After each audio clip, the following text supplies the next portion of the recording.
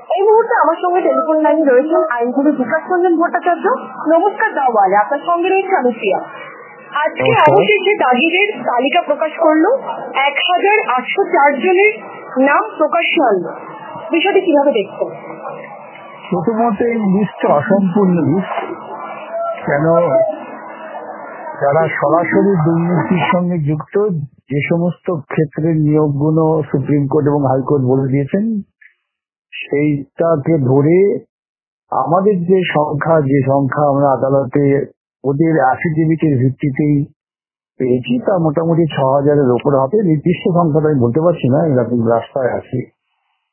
সুতরাং এই লিস্টটি অসম্পূর্ণ, 1 আর 2 নম্বর হচ্ছে যে আমি যতটুকু জানতে পারলাম বিভিন্ন সূত্র থেকে, এই লিস্টে শুধু নাম এবং রোল নাম্বার দেওয়া হয়েছে, কিন্তু তারা কোথায় কোথায় নিয়োগ পেয়েছেন সেটাও দেওয়া হয়নি।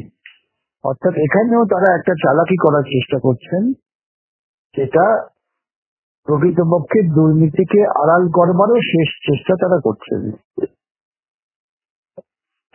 এই মুহূর্তে একটি প্রশ্ন খুবই প্রাসঙ্গিক, জিজ্ঞাসা করতেই হয়। এর আগেও তো যখন আদালত বলেছিল যে কারা কারা দাগি রয়েছে, 10 জন রয়েছে, তাদের তালিকাটা প্রকাশ্যে আনা হয়, তাহলে এতদিন কেন এসএসসি সেটা করলেন?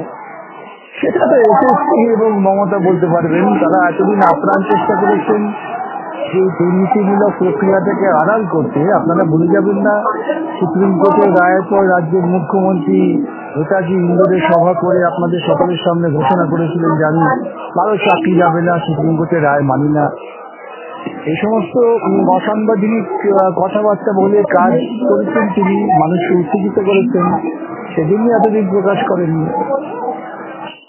এই যে এতটা দেরি করলো, এর জন্য পুরো বিষয়টাও আরো অনেকটা কমপ্লিকেটেড হয়ে গেছে। এর দায় কি রাজ্য সরকার, প্রশাসন কি সম্পূর্ণ এড়িয়ে দিতে পারে? এই সম্পূর্ণ দায় রাজ্যের মুখ্যমন্ত্রী। পশ্চিমবঙ্গবাসীর বোঝা উচিত যে তারা একটা দুর্নীতিগ্রস্ত মানুষকে মুখ্যমন্ত্রী হিসেবে পেয়েছেন এবং নিজেদের সর্বনাশ করেছেন। এই উপলব্ধিটা দ্রুত হওয়া উচিত পশ্চিমবঙ্গবাসী। এই যে পুরো এই যে তালিকাটা বেরোলো, এবার কি যারা আসলে প্রকৃত একটা ভালোভাবে পরীক্ষা দিয়ে চাকরি পেয়েছে,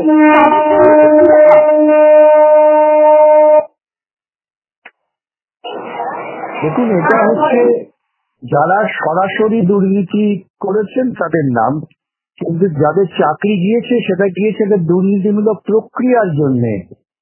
ভারতবর্ষের সংবিধানের যে বিধি আছে সেই বিধিকে অমান্য করে নিয়োগ হয়েছে সংস্থায় দুর্নীতিমূলক। আমরা আদালতে দেখেছি যখন কল্যাণ ব্যানার্জি সওয়াল করছিলেন, তখন তাকেও ভর্ৎসনা করেছে সুপ্রিম কোর্ট যে তিনি কেন বারবার ডাবল স্ট্যান্ড করছেন, কেন বারবার ডাবল স্ট্যান্ড দিচ্ছেন এখানে। সেটা নিয়ে আমি কোনো মন্তব্য করবো না।